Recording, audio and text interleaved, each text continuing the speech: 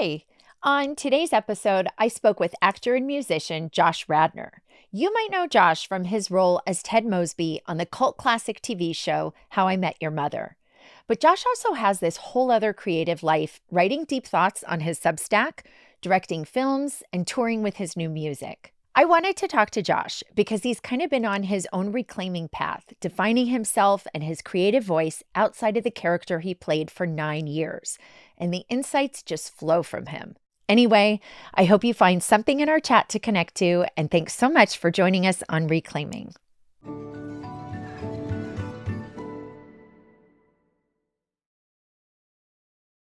Hi, Josh. Hi, Welcome Monica. to Reclaiming. Oh. Thank you so much for being here, especially since I know you have a show tonight, right? Yeah. So I wish this were live, then we could be plugging your show. But Oh, yeah. I'm sure you'll play again in LA. I will, and I love playing here. I lived here for so many years, and my heart's still partly here. Yeah. You know, I'm always I don't know if you're like this, but living in New York, like, there's still like this relic of like LA, like Yeah. East Coast snobbery about LA. I'm a great defender of Los Angeles. I really like it here, and I Yeah. think like it's a great place to live when you find your groove and your tribe and your neighborhood. So Yeah. I mean, maybe I haven't found that then yet, but I would, because I was born and raised. yes. Well, I was born in San Francisco, but I was raised I think it's here. different to be someone who migrated here Yes. versus someone who was born Yeah, here. yeah. It's hard to see the town you are from. Right. Do you know what I'm because saying? especially I think if you've gone to high school, there's just so many. I mean, if you had high school like me, Yeah. there's so many ghosts, Totally. but I do know all the shortcuts, which makes Right. me like the Californians is a real thing. Yes. Yes. My wife is she's a native New Yorker, and she's learning how to be a driver. Oh, She was one of the, you know what I mean? I can teach her road rage. Yeah. I'm really Well, good at road rage. I grew up in Ohio, and then I lived in Los Angeles for Uh-huh. 20 years. And I'm quite a good driver, Yeah. and I'm quite a good parallel parker. And she looks at it; she's just like a superpower to her. Like, Right. she can't believe Yeah, how good a driver I Yeah. am, and I feel really great about that. exactly. It's like a skill you don't It's think like you're you going to have a get crown on. applauded like Right. on a regular basis, but with her, I do. So Well, you guys are a good match. Yeah. But it's no, I continue almost on a daily basis. I continue to not understand why people get so angry if I want to go faster than they're going. Like, Mhm. why won't you just let me pass? Why if I'm trying to speed up and go, that you're making it difficult? Like, it's not personal. It's not personal that I have somewhere I need to be and I'm late. yeah, Not but they personal have at their all, own road rage because they drive different. I guess. It's just all about sharing the earth right. together in a way Fuck, that we don't. we cannot fucking do that we very can't do well. it. We don't do So- it very well. And so. and I already broke it. I told myself I wasn't going to swear because, right? You don't swear Oh anymore. no, I swear again. Oh, you do? Yeah, Oh, yeah. thank fucking I'm back. God. It was like So- going off coffee. Yeah. Okay. You know, like I was really committed to going off coffee, and I'm fully on coffee now. Yeah. I will say this about swearing. I try to make it count. Okay. Like I try to be like, this sentence will be much improved Uh-huh. with this word in it. Okay. I try not to just be like someone who's always Yeah. swearing. I try to be pretty intentional about it. But no, I'm totally fine with swearing. Whatever you I think for me in my head, it's better if I'm saying a swear word than another like, because I find myself yeah. saying like again a lot, which Yeah. is kind of problematic. But I was thinking in preparing to talk to you about, I always like to think, where did I meet someone? And I think we met at Jared Cohen's birthday party. That's right. Yeah. That's right. And Years ago. Years ago, pre-pandemic, years Yes. ago. Brilliant Jared Cohen, who Yep. worked for 2 heads of state departments before he was, His I don't know. CV puts everyone's I to know. shame. Like, we're using Yeah. diapers still at the, but- Yeah. and then we were at that conference together. So, and we Yes. were bunking In with the a same bunch of people house. in the Yeah. same house. Yeah. And did you have guitar with you? Yeah. Yeah, of Yeah. course. So it was like we got real live music Yeah. in the house, which was nice. Yeah. But I was, when I was thinking about Jared's birthday, I was remembering how on the taxi ride home, I was like, oh, I have this thing where I think my mom, we call her Jupedia in my family because Yeah. she sends these emails of, you're never going to guess who's Jewish. Right. I was like, oh, I think there was a Josh Radnor Jupedia email. I went searching for it and I found an email from her and I shared part of it with you. except not the last line. And so I was going to read the whole thing because then you'll understand, right? Yeah, so great. This When did you get this relative to when we met? I have the date here, June 4th, 2013. Oh, wow. Okay. So it's Subject a couple years line, before. Yeah. Josh Radnor. Have you ever heard of him? I happened to see a small film he did called Liberal Arts. He wrote and directed and starred in it. It was amazingly good. Anyway, I was curious, and in his bio, it says his sister's married name is Lewinsky. I couldn't believe it. Let me know if you know anything about him. So that's what I had shared. I think I sent that to you. I don't know if that rings a bell or not. I think so, because I remember the Right, Lewinsky, that's my Lewinsky. mom's main. Yeah, no, no, Valensky's my mom's main name. I remember this. I remember this. Right. Yes. So, but the thing, because I had just met you, I was like, "There's zero chance I'm going to share this last line." But now that we know each other, she said, "Also, if you want to marry him, it's okay." Oh, great! Oh, I figured now that you're married, like that's it's an sweet. okay. I'm so glad I got your mother's seal of approval. And how strange that she went from a Valensky to a Lewinsky, I know. Which is like a very lateral move. Right. That's a very bad luck last name change. So it's just like it's no better or worse. Right. That's true. Yeah, exactly. So it was the funny. Well, I'm so glad she saw the movie, and I'm so glad she's monitoring. Yeah, who's out there. Exactly. Yeah. No. But the thing that I also thought was funny was clearly she is not in the demo for How I Met Your Mother. Right. So because that she wouldn't have even, right? When people just see the film, I'm like, great. Like my wife had never seen How I Met Your Mother, which I think is why we're married. Yeah, exactly. You know? Sometimes I think maybe I should go much younger because then, no. But no. I have to say, I was thinking about when we met, and I remember being very struck. I'm going to pay you a compliment. I remember being very struck by, there were some bold-faced names at that party. And I remember feeling like you were very present with me. I never felt like you were looking over my shoulder for a better conversation. And I appreciate that. Like, I remember when I meet people who feel like they're there. Yes. Yeah. And so 100%. I felt that very strongly about you. And I know we don't see each other that much, but I'm always delighted to receive a text or just I know. Like, be in touch. And I love your newsletter. So I mean, it's always, even just from the title, or Substack. Now, is it called Substack? It's just the newsletter on Substack. Newsletters. Okay. Yeah. I haven't done the Substack thing. Scares me. I'm conflicted about it, but yes, that's a whole other conversation. Yeah. So, but always super thoughtful and interesting to read, and which I love. I know your Jewish background. Like you said you grew up in Ohio, and you went to an Orthodox school growing up, right? Yeah, Jewish day school from kindergarten to 8th grade. Okay. Yeah, and then I went to a public high school. Right. And so I was reading somewhere that you had talked about yeshiva and how that sort of impacted the way you like to storytell. Is that? I think so. I mean, I don't know if I would call it a yeshiva, but it was certainly like half day English, half day Hebrew. Uh-huh. I wore a yarmulke from kindergarten to 8th grade. Wow. Tzitzit, like davening in the morning. Like, yeah, it was hardcore. Okay, that's very Orthodox. Yeah, very much. And my family was bacon. No, my family was not Orthodox. I mean, we were, like, my dad was the president of our conservative shul. Okay, yeah. They a lot of their friends who were Jewish sent their kids to this school. It was like the only kind of hardcore Jewish education in town, It was a little bit like going to Catholic school if you're not super Catholic. Right, but you go and you kind of get the... Except you don't have to wear all this stuff, right? If you go to Catholic school, right? Yeah, we had to wear some stuff. Yeah, but you get off, you get on the bus, you take it off immediately. Okay, you rejoin the world.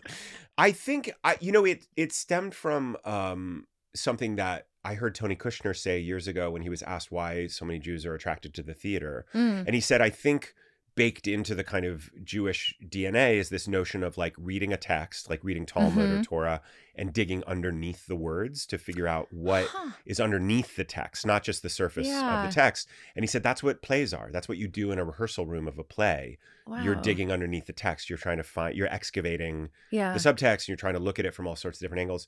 So I did grow up with that kind of academic mindset. But I also think that I grew up with like stories. Like I grew up with like Torah stories, and I loved the stories in the Torah. Like I continue to like, I find Moses and David, like I just find the characters to be unbelievable. The stories are so strange. Yeah. So I think that I like being from a people who like venerate and love and kiss a book. Like I think there's a reason I think Jewish people have like lots of books on bookshelves. Like it's a the people of the book, like it's a religion centered on a really book. interesting. Yeah. Although I guess I'm trying to think, do most religions have some sort of a text? A text that is... I think so, but I think we probably started it. Like, I don't know if I'm going to get in trouble for saying, we probably were the first to like parade around a book and kiss it and be like, and if you drop it, you got to fast. Right. You know what I mean? Like if you drop it.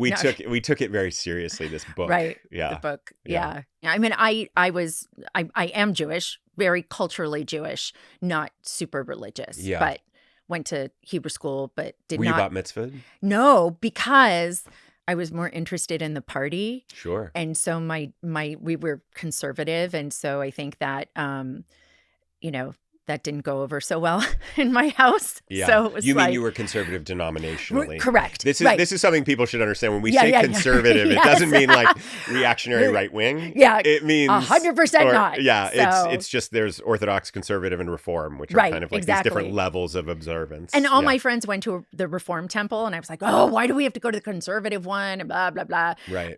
But so did you have a party? So I had a party, but I did not get a bat mitzvah. And then my younger brother clearly learned.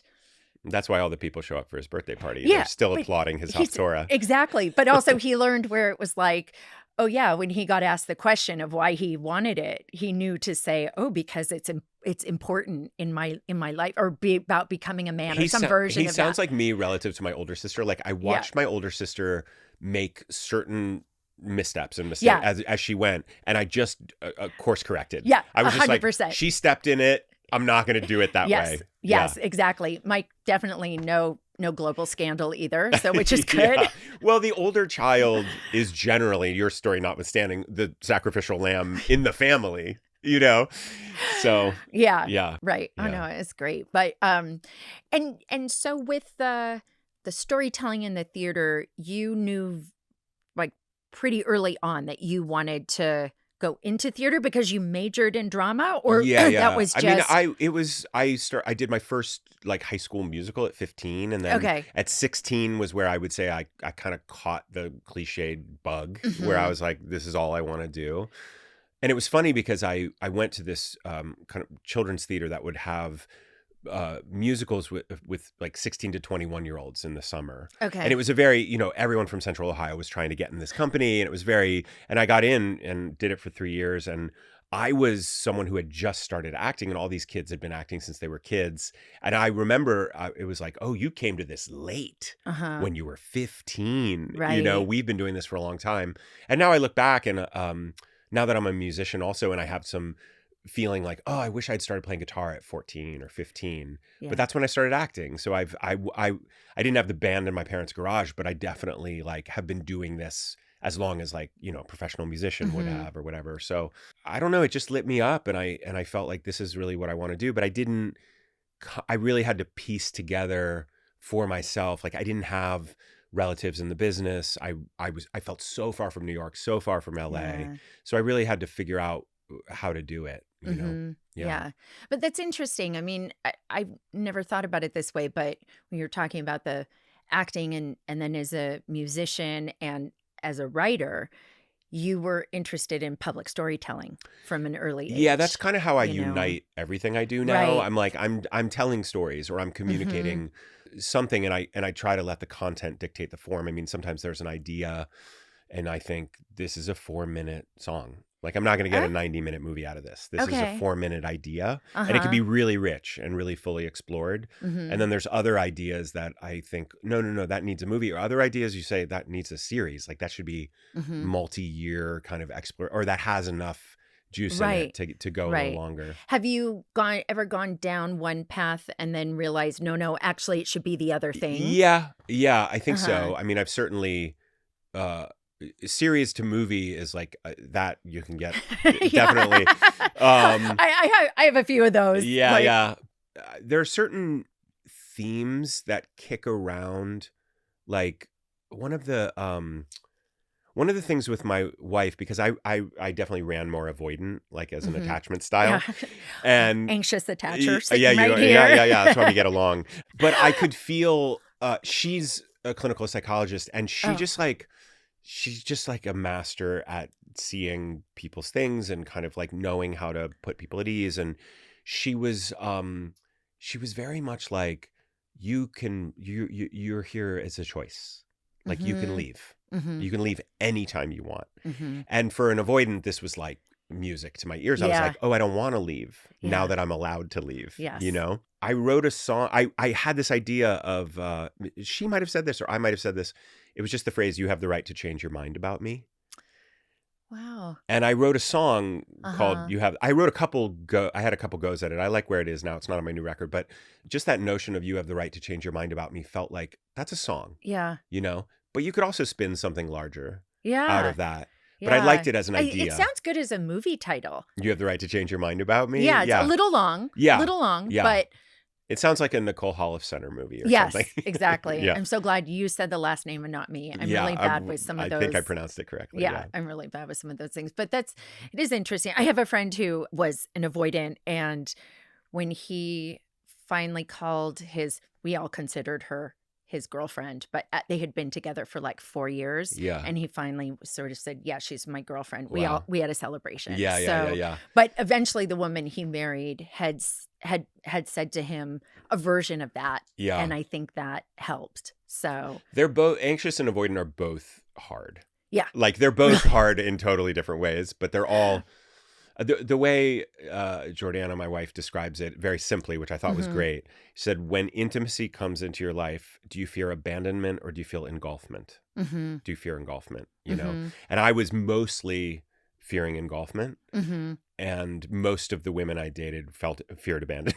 Right. It's just like Yeah. they find each other. Well, Yeah. I think too. I mean, I'm so curious to see these kind of younger generations. What happens there? Do these attachment styles still sort of foster Right. in the same way? Because I think that as women have over generations, like we're Gen X, and so I Yeah. think most Gen X women were kind of raised that they would probably have a career, but it wasn't a for sure thing. Right.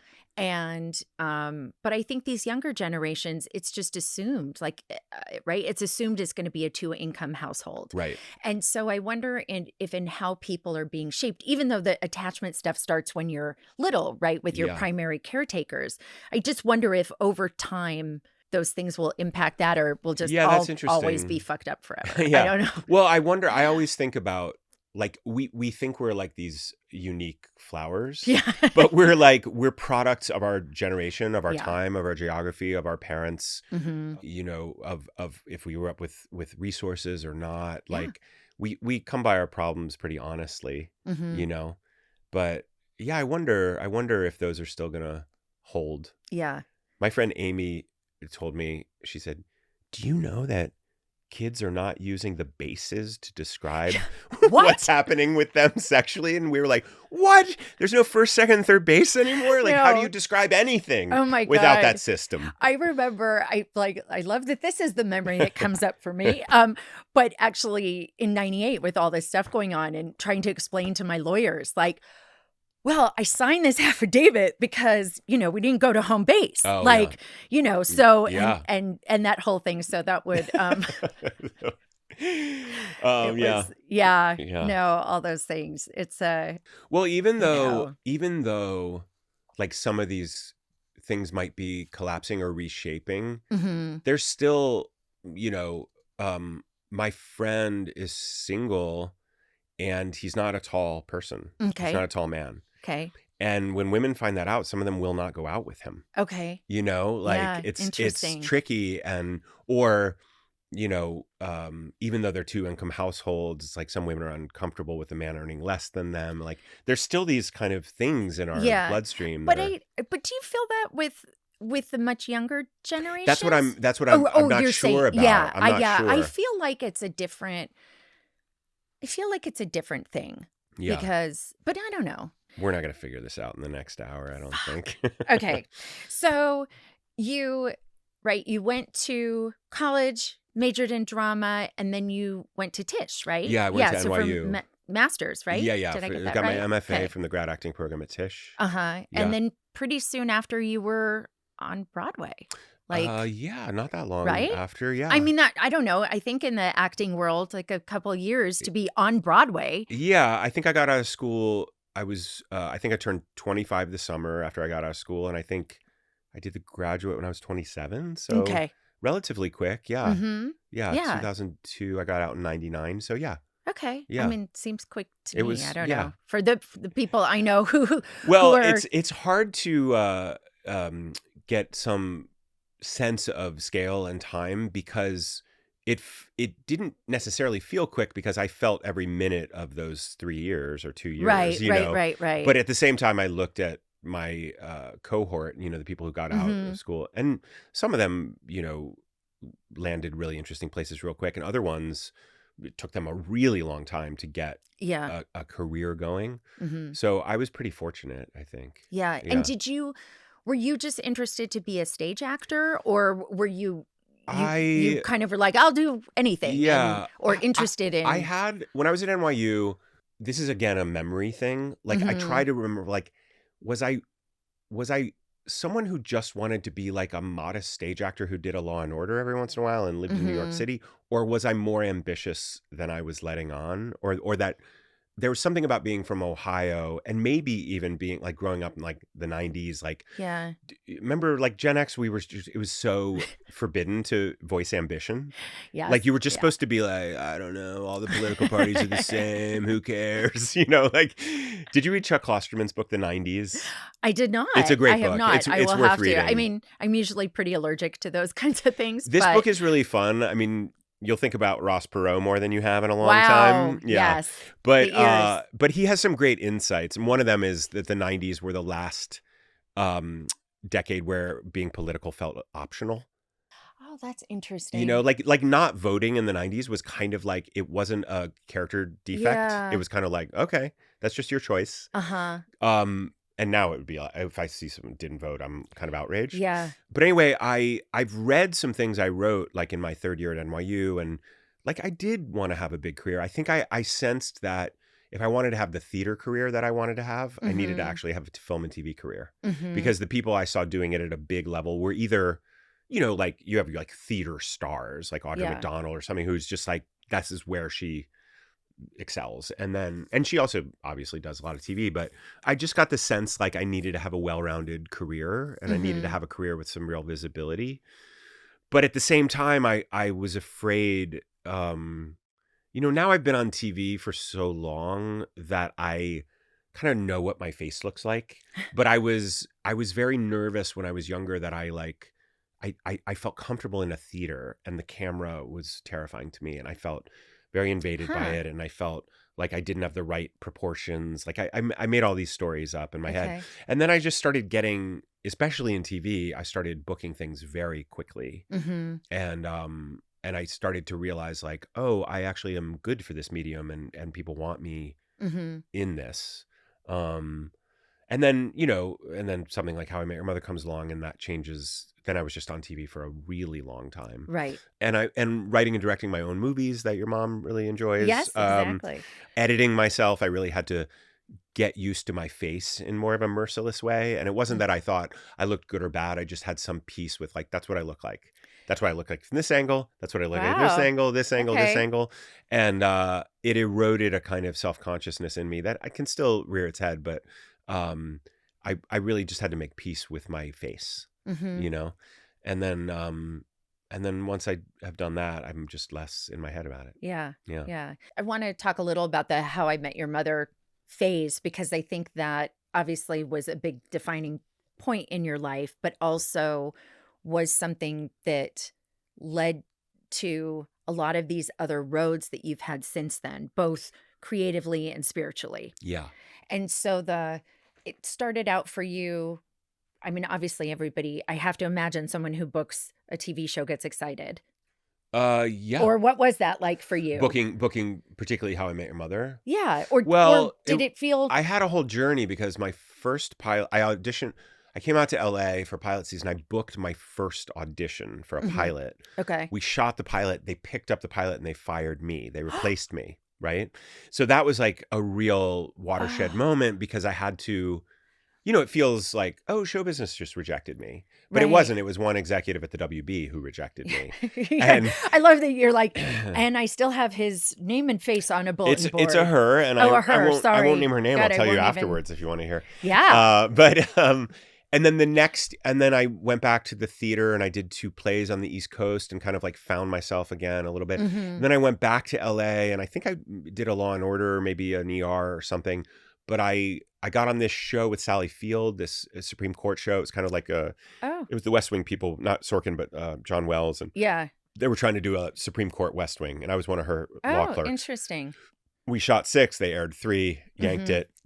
Then I did a pilot with Rob Reiner for NBC, didn't get picked up. So I had been through I've gotten a pilot energy. Okay. So then when I got How I Met Your Mother, I had a quiet, good feeling about it. And I had just done a play with Neil Patrick Harris, weirdly, like months before he got cast alongside me. So that felt strange and aligned. And I was a fan of Allie Hannigan and Jason Segel, and I met Kobe at my audition. But it felt like, oh, this feels nice and good, but you don't really pop the champagne until you get picked up. Right. And then you only get picked up for 13, and then you have to see if you get the back 9, which is like the full order, and your ratings have to be good enough. So the whole time, it's like a nail biter. And it wasn't until How I Met Your Mother went on Netflix, like 4th season, that our ratings spiked. We were just like, we're talking about this on the podcast I'm doing on How We Made Your Mother, but like we were just like this little indie band that the network was paying. They were paying enough attention to kind of like, okay, but they weren't bothering us. They weren't like telling us how to do the show. So they got to develop this very interesting, strange, fun voice, Carter and Craig, the creators. And then by the time the show kind of caught on, we were already in our groove and we knew what the show was. So there was a kind of mercy in not being a huge hit right out of the gate. That's really interesting. Really, really interesting. I mean, it's a little, I think we talk now about the Yellowstone phenomenon, but that's, I mean, that in the way, right? I think that show didn't totally catch on until the 4th season, right after the 4th season. Yeah, I try to remember that like the story's not written on like almost everything. Right. Like I'm touring this album Eulogy that I made 3 years ago. And I think especially the volume 1, which is really well, like more produced than the second volume, which is a little more like acoustic basement tapes kind of vibe. But this first volume, I really feel like is, if I'm allowed to say, is kind of sounds arrogant. I think it's like a classic record. Like I think it's so wonderful. And I'm touring with these guys, Corey and Jeremiah, 2 of the producers, and we're doing a West Coast swing right now. And we were talking about it the other night, and Jeremiah was like, "It's not like an opening weekend on a movie. Like music exists." Forever. Yeah. And I guess Lizzo had like her big hits were like kind of kicking around for a couple years, and Chappell Roan songs like had been around before they caught fire. Right. I know I'm not saying that's where I'm looking to go. Hey. But I feel like, oh, I'm getting new fans of the record every show I play. More people are learning about it. It's like its story is not over. Yeah. That's it. I'm trying to have that attitude with the podcast too. Yeah. That sense of because I think for me there was a bit of a I have to get an A++ kind of out of the gate. Yeah. And so just trying to. Yeah, it's a real tricky thing. Like America like wants you to like be like crushing. Just period. America. Yeah, America. It's a real tricky thing. America, period. Well, I stand by that. But it's like it's tricky from, showbiz or media. There's always this thing of like you got to come out of the gate just crushing. And there's no sense of like apprenticeship, getting your feet under you, finding your voice. I think like, the things that really I think have staying power are things where the kinks were worked out and they were given space to. Yeah. Very few things emerge fully formed, and even I'm now watching the early episodes of How I Met Your Mother, and like, there was definitely in the DNA was all the specialness about the show first season, but like I don't think it was as comedically brilliant as we found as we went. You know what I mean? Like anytime you look at you might look at the early episodes of the podcast in 2 years and be like, I really found. Yeah. But you have to. I find I have to give myself the grace to stumble a little bit and find the thing. Mm-hmm. You Is that know, hard for you? it's hard for me because I'm a recovering perfectionist. Mm-hmm. You know, Yeah. and I think I don't know. Are you an Enneagram person? Well, I know my Enneagram sort of, Okay. but I am newer to it, although I was initially introduced to it a long time ago and I just didn't Okay. dive What are into you? the book. I'm a 2. You're a 2. I'm a Oh, 2. interesting. But do you Yeah. have a 3 wing maybe? So I don't know. I can't quite figure out if I'm a 1 wing or a 3 wing. Okay. How about you? What is your I'm a 3 with a 4 wing. Okay. Okay. So I think 2 is the helper. Right. Right? Mm-hmm. So both my sisters and my mother are 2s. Okay. Yeah. Well, but there's an interesting thing with women 2s that you're supposed to check and make sure that your second and third categories are not super close because so many women have been kind of raised in the helper mode. Right. But I find those things hard too because I'm always thinking about something. Well, do you mean the question this way or do you mean the question that way? Totally. Because if you mean it this way, then my answer is this. And if you mean it that way, then my answer is. So then I always. Yeah. They can be a little reductive Mm-hmm. and unnuanced, but there's something out of all the many personality tests, I Mm-hmm. find it to be the best. Okay. And I think it's kind of the best because this is what Richard Rohr says. Do you know Richard Rohr? He's a Franciscan I don't. priest. He's a very brilliant writer, but he Oh, said, I'll have and he's to- written a lot about the Enneagram, but Okay. he said, when you read the descriptions of the Enneagram, it's the one that humiliates you the most is probably what you are. Oh, It's the one that you interesting. kind of feel indicted by it. Uh-huh. And I think some personality tests are like pretty flattering to the Okay. ego. Uh-huh. And this is like built into it is a little ego deflation. Yeah.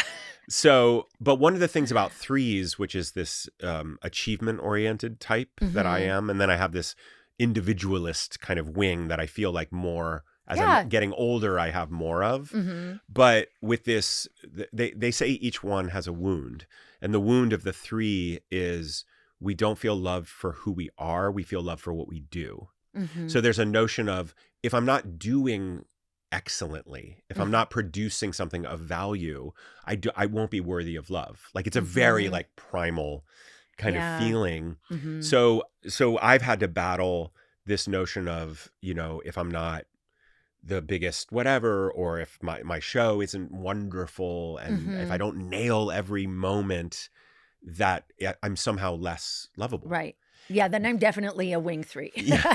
But what's interesting, I started this tour in Seattle last week, and I had a really bad sinus infection that turned into a respiratory infection. Oh no. My high notes were gone. Like I just couldn't. Yeah.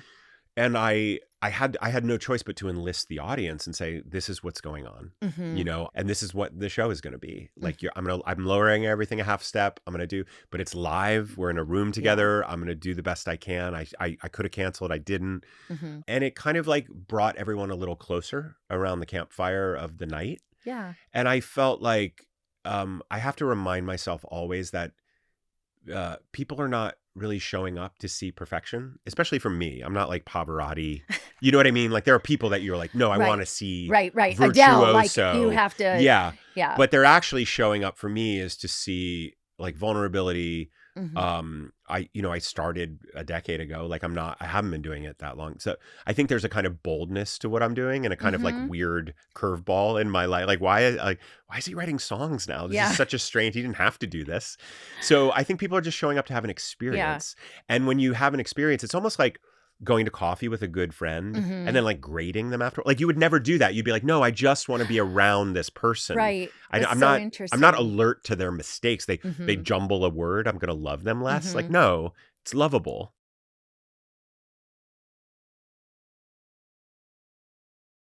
Were you always seeking and kind of looking like you're interested in Enneagram, you're knowing your attachment style? Was Yeah. that, I mean, have you always been self-inquisitive that way, or is that something that came? I think so. I think that what happened was when I stepped out on stage and fell in love with the theater, I feel like some light went on in my consciousness. Like my memories are a lot clearer post. Mhm. I mean, obviously because they're closer, but post getting on stage, my life somehow became more vivid. Mhm. And I became, I think, because when you train to be an actor, it is on some level about self-knowledge. To Right. be a good actor, even though you're not ostensibly playing yourself, you're bringing yourself to the thing, or at least a big part of yourself to the thing. And the person that knows themselves better and can bring more of themselves to it, those are the performances that I think are really light you up as an audience member. And I used to have this teacher at NYU, Ron Van Loo, who said, he said it right away when we got there. He said, you need to expand your definition of yourself. You know, you think I'm a guy who grew up in Columbus, Ohio, in this suburb, and I am that, you know, we have a small idea. But if you think like, I don't know why this is occurring to me, but like, I'm a beloved child of God, like some big idea, right? That, or I'm filled with anger. You know, I'm filled with grief, or things that, like, at least in my family, like, we didn't say that around the dinner table. Yeah. You know, but those are true. Like, those are all true. All three of those things are true. I'm also filled with joy. I'm filled with, like, you know, lightheartedness and laughter. Like, I felt this need because I wanted to do this thing to, like, dimensionalize myself, if that's a word, or like be able to see myself from a bunch of different angles. Some of that self-consciousness is quite like a kind of hell. You know, when you're looking at yourself too much. Like, my brother-in-law, Gideon Jacobs is his name, and he's a fantastic writer, brilliant guy. He writes for all the publications, and he did this one-man show where he played like this blind preacher. You know, we saw it like last week, and his central idea as this preacher was like this notion that we're not paying attention to the second commandment, which is like, don't make any graven images. And it's not just graven images of God. It's like actual images. And he talks about the allegory of the Garden of Eden, which I'm not a biblical literalist, but I like looking at things allegorically. And one of the things he says is like, there's this everyone, you know, Adam and Eve are in unity with the plants and the animals and the fruit and the divinity. It was all one. There was no separation. But for some reason, they ate this apple, and it caused this psychic wound where they were suddenly aware they were naked. They were watching themselves. They could see themselves. So the wound of the primordial wound is self-image. Right. Like, it's this idea.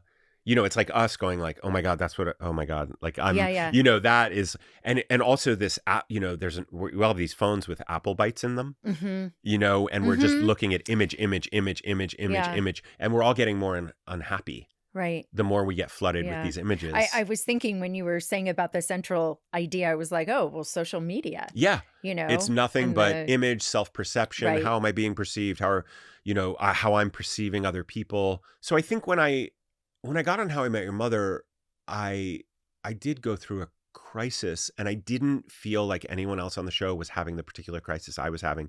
And it's just because they'd either been doing it longer, or they just didn't have my particular psychological makeup. But I found the erosion of anonymity to be very destabilizing. I found also, because I hadn't had a big thing before that, that people's readiness and hunger to just have me be the guy and not an actor playing a guy was much stronger, I felt. Right. And I just went on a spiritual, like, I felt like more Hollywood is not going to solve the hurt that I'm feeling. Because I just thought, well, that's just going to deepen my problem. It's if I'm chasing another image or trying to change people's perception. I'm going to interrupt you, because what's really interesting to me about what you just said is that you said hurt, and so that it was like the hurt. So what hurt about people seeing you as just that character, or because that's interesting to me. Yeah. You know. Let me try to. You want to try to unpack it. Yeah. But I think it was this feeling that I was robbed of like an essential human right, which was to tell you who I am, to reveal who I am, for you to get to know me in a real context with words that were my own. And there was something about being thought of as another person, and just the kind of, there was like a real, some of the fans, I don't, by the way, feel this energy now. Like enough time has passed. And I don't feel it. And in fact, in my life, I almost never feel it. It's just in the online world. Right. You know? Which is its own place. Which but is its own I can place. so deeply relate to everything you're saying. Yeah. And so from different experiences, Yeah. but When people, it robs you of the chance to make a first impression. yeah. And people come with ideas about you, Mhm. And also it's like some of it I like. Mhm. Like I like sometimes when my reputation precedes me Okay. in a good way. So Like sometimes you want Ted Mosby and no, it's not Ted it's Mosby. It's more okay. like people know that I am a legitimate actor. I've made my living at it for decades. Yeah. I've written and directed things. I'm a creative person. Like sometimes when I like I'll read a book I really like, and I'll often like message the author on Instagram mostly because that's where I mostly am. And they almost always write me back. And I can almost always strike up like a nice little friendship with a writer I admire. And those are things that I absolutely adore about having my reputation precede me a little bit. Right. Because it lets them know like, oh no, I'm doing my own thing and I really admire what you are doing. And I just wanted to tell you. And I know when people reach out to me and say my work moved them, it's always appreciated. Right. Right. But I think that especially in those early years, I just felt, I guess it's called like the hedonic treadmill, like that thing of like when you have good fortune, you metabolize it incredibly quickly. So it doesn't give you the kind of hit of joy. It might initially, but we just metabolize it and then you're on to the next thing.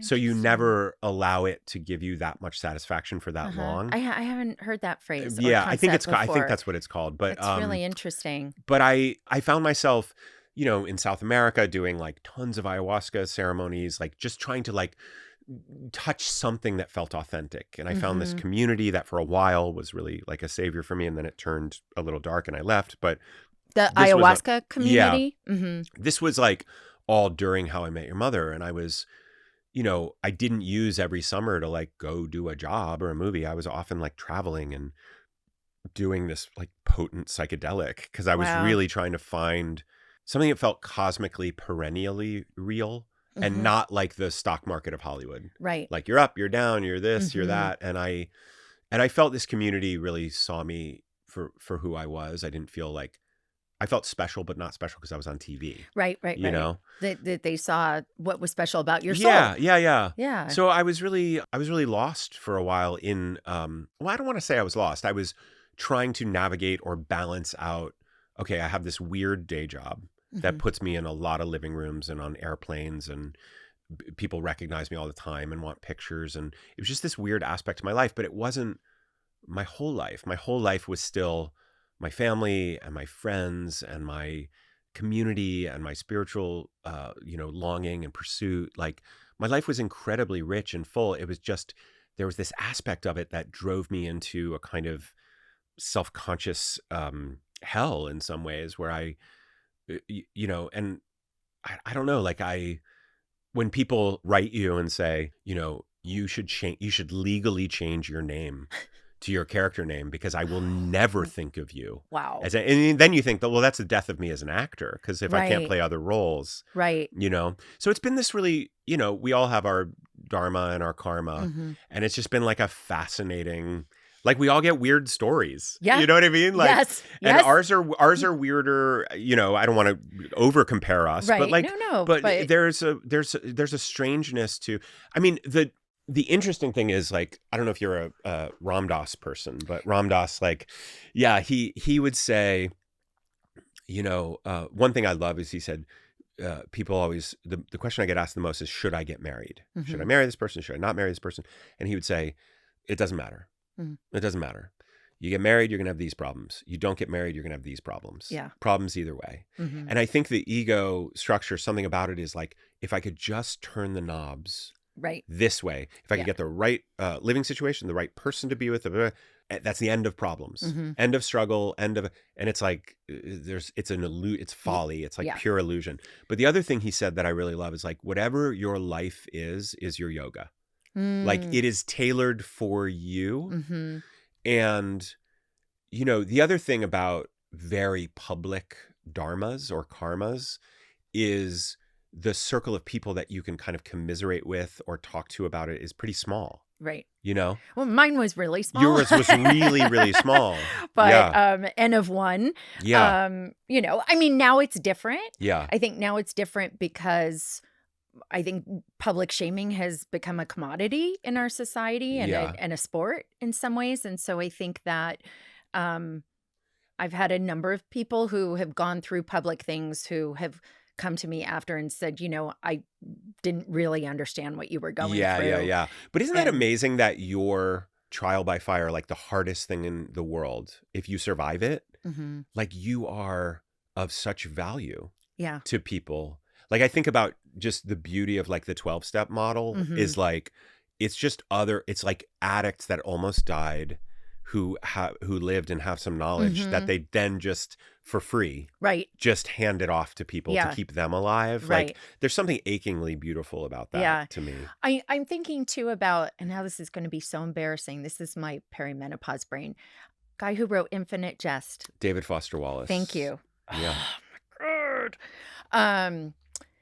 He also had the book, and I'm going to forget the title, that was where it was the different, the therapy sessions. Brief Interviews with Yes, Hideous Men. thank you. Yes. And there's one, just going to have you around all the time. My lifeline.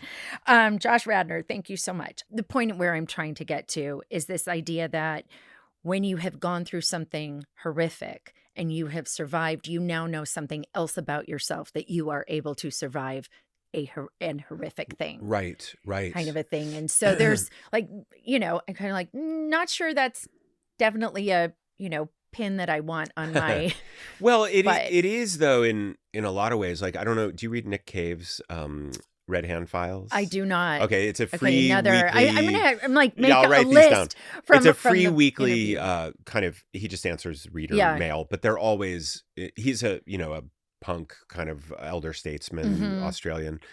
And he has written so eloquently about grief and about our responsibilities to each other. And he lost 2 children, Oh, you know, gosh. and he was a heroin addict and he's now sober. And he has one of those voices that you trust because he's been to the underworld. Mhm. Like he's absolutely been there and he got the gifts of the underworld. Like he Yeah. has like boundless empathy Mhm. and he's an incredibly good writer. So he's pleasant. He's wonderful to read because he just says it so Yeah. perfectly. But years ago, I was on this meditation retreat and my meditation teacher had never had a sip of alcohol or a drug because the Maharishi swooped him up when he was like 16. But he was giving, the whole weekend was about addiction. And he was saying like wise things, but I remember just being so uninterested in what he was saying because I didn't think he was speaking from the force of experience. And there was a guy there who I became friendly with. He was in a huge, he was the guitarist in a huge rock band. Mhm. And he'd been sober like a lot of years. And I would talk to him at the breaks. And I remember thinking, I want this guy to teach this weekend because he's the one who Yeah. has tasted that darkness Uh-huh. and lived to tell about it. Right. So I think like, you know, we bemoan these things happening to us, but they're actually what gives us wisdom and it gives us our mentor flag or wings or something, Yeah. you know? There's a great Andre Malraux quote that she did not come back from hell empty-handed. Oh, that's so good. Yeah. That's so I might have good. butchered it a little, but That's it's really close to that. wonderful, And yeah. that is, you know, I think that's what you're talking about. I was thinking about how, again, the ego wants to keep us out of hell. Mhm. And we've created this whole idea that hell is like this permanent place and you've got to avoid it and you've got to cozy up to some divinity to keep you from it. Yeah. But like we all have an appointment with hell. Mhm. Like hell is just a state of mind. Hell is like we all go Yeah. there, we all come back. Right. But I feel, you know, I would go, why is my karma, why is my road to learning about myself in the deepest way? Why did it come through like starring on a television show on CBS? Like what a weird, Mhm. what a weird Yeah. way that, you know, the universe chose to teach me all these things. Uh-huh. And even though it was hard, I look back now, you know, we always look back at the hard things Mhm. as the ones where we learn the most. Mhm. Of course. You know, success is like, it's not that good a teacher, Yeah. but boy, failure, oof. Oh my gosh. You know? Yeah. No, it's so true. I wish we had a different cultural relationship to it. You know, when you fail, I feel like a lot of people are like, ooh. Yeah. But like your good friends will be like, ooh, what are you learning? Right. You know? Yeah. Well, and also I think if you look behind the curtain of any story of a really successful person who's permeated the culture with what they've done, there are so many failures, So right? many. Well, actually, I had a question before from something you were saying. Did your castmates on How I Met Your Mother, I know you were saying they all sort of came into this with different configurations of fame. Were you all connected? Did your struggle impact how you related to everybody off screen? Or, I would say that those 4 actors at the start of it were Mhm, much more comfortable with the pitiless gaze of the camera than I was. mhm, I was still largely a theater actor. I hadn't had a TV show that, Allie had already done 7 years of Buffy and Jason was on Freaks and Geeks and Neil had this whole thing. And mhm, Kobe was a model, but had already done a bunch of TV stuff. mhm, And like, they were just all a little more comfortable with mhm. the camera and with the whole world of it. I was like, I'm from Ohio. Like I Yeah. was really, I Yeah. flew like I was really, Right. and But I could see I that. got Yeah. seasoned pretty quickly and I Uh-huh. learned the ropes pretty quickly, but it wasn't, I had to find other outlets to talk about it because I think I was approximating a kind of comfort that I didn't actually feel. Like I was like play acting a little bit like, yeah, Mhm. yeah, yeah, it's normal that we're starring on a television show. This is fine. And, I grew, by the time I got off that show, I was a different Mhm. being. And I had learned how to be, but it was hard, and I think I always felt a little more connected to the writers. Like I've always felt this internal struggle between like the writer part of me and the actor part of me. The Mhm. actor part of me is like, put me in the center, put me in, coach. Like I'll be the protagonist. Like you can watch me do the thing, Mhm. and then the writer is like lurking in the corner observing, wanting to have a much more intimate one-on-one conversation. It's more how I am at parties. Like I'm never like at a party, like, clicking a glass so everyone, Yeah, will look at me. yeah. Like I'm like with you the night I met you. Like I Yeah. like a good conversation in the corner. Uh-huh. Yeah. I'm not the kind of actor that like, giving a wedding toast is like a nightmare. Like Right. I'm not a look at me, look at me, look at me all the time kind of Mhm. person.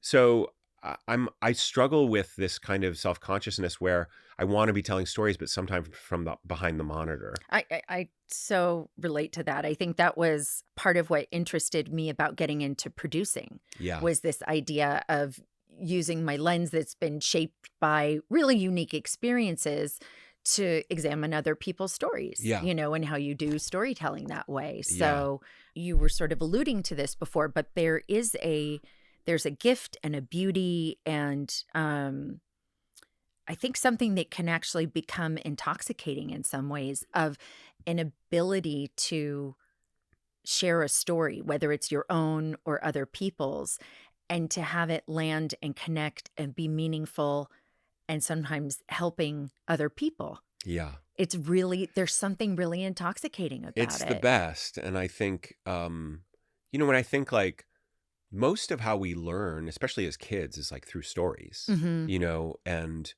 I read there was some indigenous tribe somewhere and they outlawed, like you weren't allowed to talk about the ancestors because they thought Huh. it would invoke the wrathful spirits of the ancestors. So Huh. you weren't allowed to talk about who had come before. Huh. And this tribe died out and they think that Mhm. it's like along with air, food, water, shelter, Yeah. that story is the other element that keeps us alive and Huh. connected to each other.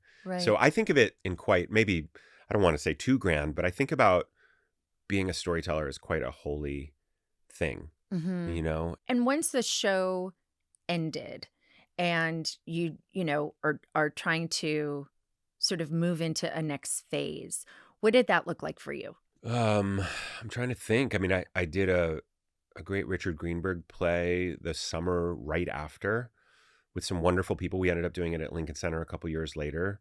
And then I was on Broadway for 9 months. I did this play called Disgraced, this Ayad Akhtar play that won the Huh. Pulitzer Prize. Oh, Um, how did I not know about I don't that? know. It was 11 years ago, Right. But 10 I years would have ago. trying to think I would have been living in New York, I think then. Yeah. So oh Yeah. well. I'm not Um, as cultured as I think I am, damn it.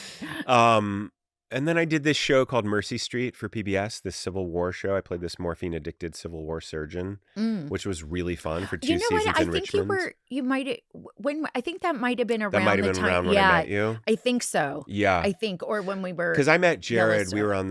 were on a jury at Tribeca Film Festival. Uh-huh. So that's how I met him. That must have been like 2012. Okay. Maybe 2011. So I definitely have known him that long. Yeah. And then, I was doing different plays. I did a show for NBC called Rise. But at the same time, I had started writing songs with Ben Lee, who's an Australian songwriter. And we had a band called Radner and Lee. We toured. We, put out 2 records. I learned how to play guitar. I started writing my own songs.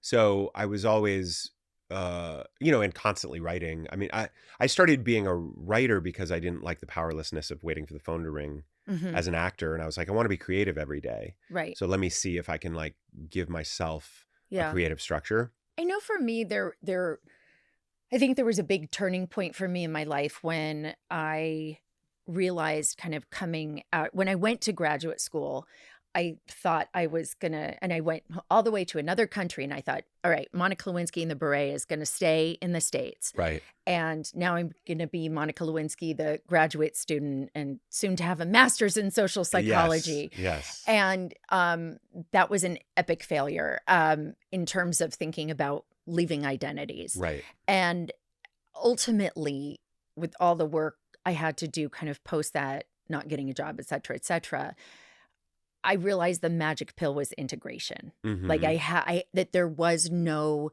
letting go of this aspect of my identity connected to story. Yeah. That had happened, that was part of the collective consciousness. Yeah. And so did you have to do that? Yeah. Playing a part for a long time, how, Yeah. You're talking about that someone's telling you should change your name legally to your fucking character. What a person. Right. You said and that. Yeah. and they probably thought it was a compliment. Yeah. You know what I mean? Like that's always Yeah. funny too, when people go, oh, you're much prettier in person than I thought. And you're like, okay. Yeah. But yeah. So yeah, I think that I don't know, getting married really has helped a lot of this. Okay. Because, like I said, my wife had never seen the show. We're watching it now. And she wanted to fill herself in on this big chapter of my life that she wasn't around for. But she's so, we were actually talking about this morning. She's so alert to my sensitivities around this stuff. Like she knows that my nerve endings are exposed around this thing. And she was so delicate in her handling of it and her empathy around it. I don't know why. She was just really uniquely suited to understand it and not, I had permission to talk about it as much as I needed to, right? And we don't talk about it, we don't talk about it all the time, but I think I felt there's a person that really sees me as me. Like I feel in all my stuff. She even sees that ugly, shamey part of me that I don't want anyone to see. She's seen that. She loves it. You know what I mean? Like it's all good. She sounds amazing. She's fantastic. You would like her so much. Yeah, We should all get together. For sure. Yeah. I think that allowed me to, I you might have read the newsletter I wrote about Ted Mosby and about how I felt like I needed to run away from it because I was so afraid of collapsing under the weight of it or being thought of as exclusively that I had to almost act like that it hadn't happened.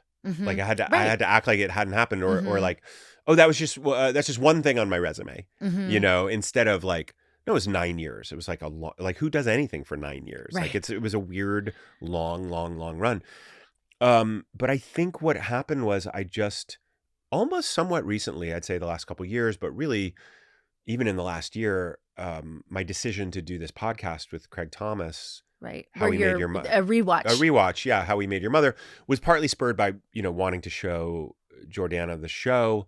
But I just said, well, let's just watch it and talk about it. And it's been so wonderful, one, to watch the show with so much more compassion and so much less like ruthless judgment of myself. Yeah. Like You know when you look back at like, I don't know, like high school or something and you're like, I was hideous. Yeah. And then you look at the photos and you're like, you know what? I was young and fine looking. Like I was. I'm not so you're sure not with some of Yeah, my okay. high school photos. I'm like, But I wow, the sometimes bangs. am, I can see the awkward kid. Yeah. But I also am like, oh, you thought you looked Yeah. like an ogre. Yeah. You know, and you didn't. Right. And I'm watching this show and I'm like, I remember being so hard on myself and I'm like, oh, you were good. Mhm. Like you were really good on this show.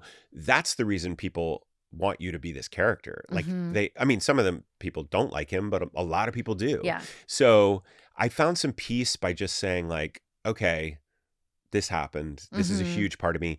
And like you said, I think you used the word integration. Like, you know, it's very Jungian. It's like the shadow. Like you have to kind of say like, you're in me, you're part of me, you are me, you're just a part, you know. I said that in the thing, like it's a part I played, but it's also a part of me. Because you created it. I created with it. the writers, but you created but it. The other thing is know? it's like it's a part, but it's not the whole. Right. I get what drove me crazy was when people would mistake the part for the whole.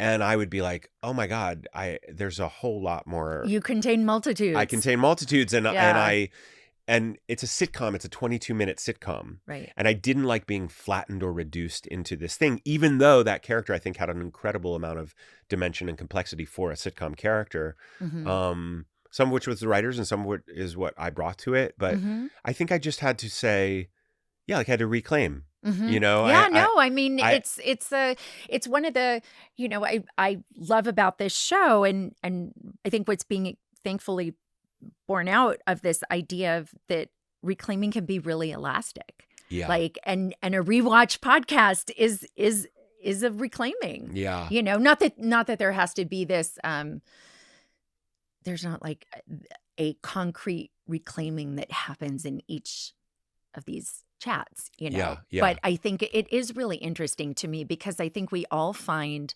I had to watch some clips of, the Barbara Walters interview that I did in 1998. But, you know, that's always your first television interview with Barbara. And I was trying so hard to find compassion for little Monica. Yeah. I was trying so hard. But we all have those experiences where you sort of go back, whether it's I haven't done any. Did you do any high school reunion stuff? I've done one or two. Yeah. Yeah, I haven't done any of that. But I think we all find in so many different ways, you know, run into an ex or something. Yeah. And so you're kind of that being forced to confront or choosing to confront a different version, a less evolved version, a younger version of yourself. Yeah. It feels to me a little bit like these parts of ourselves. It's like internal family systems. I don't know if you've ever done that, right? Oh, yeah. But like there's parts of ourselves that are still actively alive. They have needs, they have fears, but they're like, you know, an 8-year-old's fear or a 16-year-old fear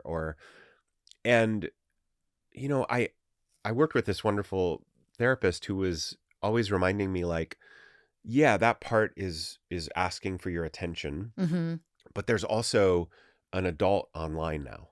Yeah. Like there's an adult you that can talk to that part and say, I hear you. Yeah. You know, I'm going to take care of it. I'm not going to abandon you. We're going to be fine. If I can't figure it out, we'll find someone who can. Yeah. You know, and like really figuring out how to self-soothe, but it's that part that you almost have to like, even if you don't have children, like be a good parent to the kid. Yeah. You know? Or I mean, I love this thing that my therapist said to me about even just the recognition of how quickly one part can step forward or recede or whatever of that the you who sent the email may not be the you that's waiting for the response. Oh my God, that's so good. Right? That's so good. It's so good. I know. And so there's, you know, it is, those things are so helpful to hear and remember because we tend to just experience everything so streamlined, you know, as that one version of ourselves. But, and yet did you read The Untethered Soul? I've started it a number of times. Okay. Have you listened to it? No. Okay. I'm going to change your life because I had the exact same experience. Okay. And someone told me to listen to it. And and I was able, and now I've listened to it multiple times. Okay, great. That's a So good tip. Yeah. it's a funny, but I love that book, and I love the part where it's sort of the, that question around consciousness and of, well, you have the voice in your head, but who's listening Right. to the voice in your head? Right. Like, which you consider that voice in your head you, but there's a you that's listening. Yeah. I find it hard to be in a society that does want us to be one thing and wants us to be reduced to one thing so everyone can figure it out. Right. But like, even about the Enneagram, when you said like, well, what part are you asking about? And on what day are you asking? Because like, I don't know. I sometimes am an incredibly impatient person, and sometimes I have heroic patience, and I sometimes am an optimist, and other times I can get really dreary and melancholy. And I think that what I was doing in some way, without being able to articulate it all these years, was I was trying to fight for the right to be a lot of different things and not one thing. I didn't want to be collapsed into one thing. I felt bullied by it. I felt like, stop telling me who I am. I'll tell you who I am. Right. You know? Yeah. Well, I think there's it's interesting and makes so much sense, of that happening around an actor and a part. But I think someone who's in a scandal, Yeah. like being told those things. But I just think that there's so many different ways that plays into life, which I think women may find in a workplace, or people may find in family situations. You know what I mean? It just feels so. I don't normally think about things this way, but for some reason this morning I'm thinking about the universality of just a lot of what you're saying, and it just feels so resonant and interesting. Again, the specifics are different, right? But I think everyone, or a lot of people, have had the feeling of, I had an indelicate moment, and therefore people think I'm this now forever. And I'm very wary of, even our society's villains. We all agree on the villains. Yeah. Like, I think there's more to those stories. Like, I actually think that granting people a kind of dimensionality and variety, and I don't know if multiplicity is the word, but like really granting them that there's more than their best moment or worst moment. Like, I think that it's like, that's like the birthplace of compassion, right? Because well, and dignity. And dignity, yeah. And dignity I just think is such an important thing that we don't talk about enough or consider enough for different things. And so, yeah. The last question I like to ask everybody is, what is something you're wanting to reclaim right now? And that can be anything from a part of your identity, an emotion, a thing, if you have something.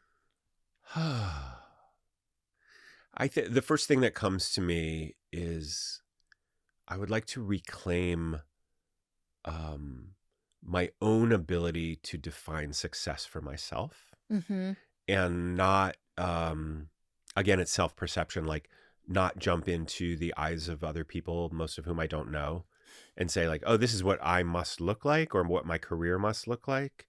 Instead, to just, I'm on this like tour right now as a musician. I'm 50. Like, I'm way too old for this, But the people who come to the shows and buy the vinyl and tell me how much my career has meant to them and the songs mean to them, like, if I'm not calling that success, I'm just creating misery for myself. Like, I don't have aspirations to play arenas. Like, I don't think my stuff would even sit well there.